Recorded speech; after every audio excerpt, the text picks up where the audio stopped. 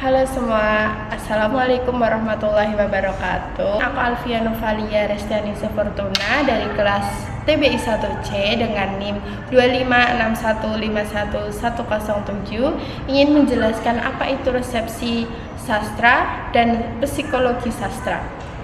Resepsi sastra merupakan aliran sastra yang meliputi teks sastra dengan mempertimbangkan pembaca selaku memberi sambutan atau tanggapan. Dalam memberikan sambutan dan tanggapan tentunya dipengaruhi oleh faktor ruang, waktu, dan golongan sosial. Dalam arti luas, resepsi diartikan sebagai pengolahan teks, cara pemberian makna terhadap karya sehingga dapat memberikan respon terhadapnya. Respon yang dimaksud tidak dilakukan antara karya dengan pembaca, melainkan pembaca sebagai proses sejarah pembaca dalam periode tertentu. Teori resepsi sastra yang dipelopori oleh Hans Robert Jauss dan Wolfgang Iser yang menekankan bahwa proses pembaca bersifat aktif. Pembaca melakukan konkretisasi, yaitu proses mengisi bagian teks yang bersifat implisit sehingga menekankan bentuk melalui imajinasi dan pengalaman pembaca. Vodika menambahkan konsep rekonstruksi, yaitu upaya pembaca menafsirkan karya berdasarkan konteks, sejarah, atau sosialnya. Selanjutnya, studi psikologi sastra adalah studi yang melibatkan dunia dalam. Dengan demikian lebih banyak mengandalkan kemampuan seseorang dalam menginterpretasi dan merekonstruksi seseorang dalam hal psikologi.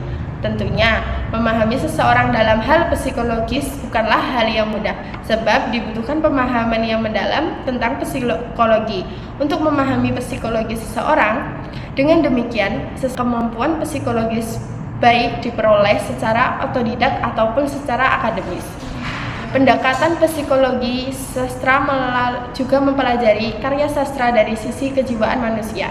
Psikologi sendiri merupakan ilmu yang mempelajari tingkah laku, pikiran, sikap, dan emosi manusia, sehingga memiliki kaitan erat dengan sastra yang memuat penggulatan batin serta dinamika kepribadian tokoh-tokohnya. Dokumen menjelaskan bahwa objek psikologi mencakup tingkah laku kepribadian, emosi, sikap, dan kecerdasan manusia. Selanjutnya ada aspek-aspek pendekatan sastra. Yang pertama ada tanggapan pembaca terhadap karya sastra, baik berupa apresiasi maupun kritik. Yang kedua ada pengalaman dan emosi pembaca selama membaca karya sastra. Yang ketiga ada latar sosial, budaya, pendidikan, serta kondisi pribadi pembaca yang mempengaruhi penafsiran. Yang keempat ada proses konkretisasi dan rekonstruksi makna oleh pembaca sesuai konteksnya masing-masing. Selanjutnya ada aspek-aspek pendekatan psikologi sastra. Yang pertama ada kepribadian tokoh seperti motivasi, konflik batin, ketakutan, trauma, dan perkembangan kejiwaan. Yang kedua ada hubungan sosial tokoh dan pengaruh lingkungan terhadap perilakunya. Yang ketiga ada psikologi pengarang, yaitu kondisi emosional dan pengalaman hidup yang mempengaruhi proses kreativitasnya. Yang selanjutnya ada psikologi pembaca, yaitu respon dan emosi yang muncul ketika berinteraksi dengan teks sastra. Pendekatan resepsi sastra diterapkan dengan menganalisis bagaimana pembaca memberikan tanggapan terhadap karya sastra berdasarkan pengalaman, emosi, dan latar sosialnya. Pembaca dapat merasa terhubung secara emosional dengan gaya penceritaan alur atau tokoh tertentu sehingga makna karya menjadi subjektif dan berbeda antara satu pembaca dengan yang lainnya.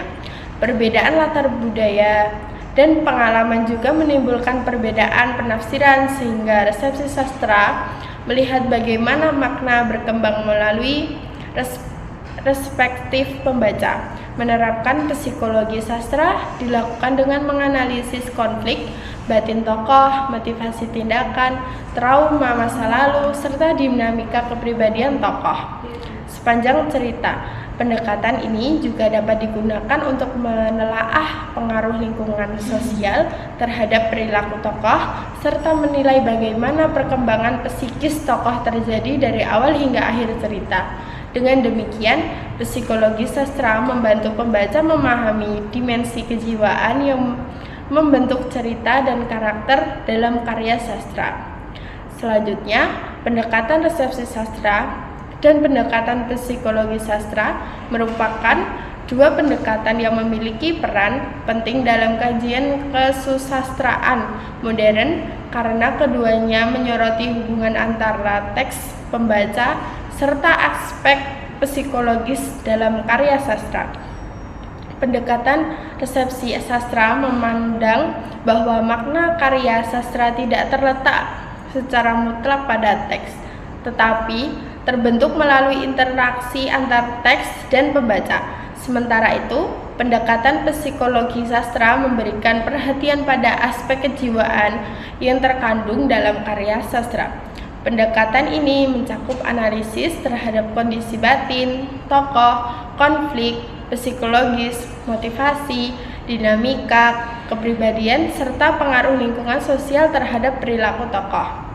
Selain itu, psikologi sastra juga mencakup kajian terhadap proses kreatif pengarang sastra, pengaruh sastra terhadap keadaan psikis pembacanya.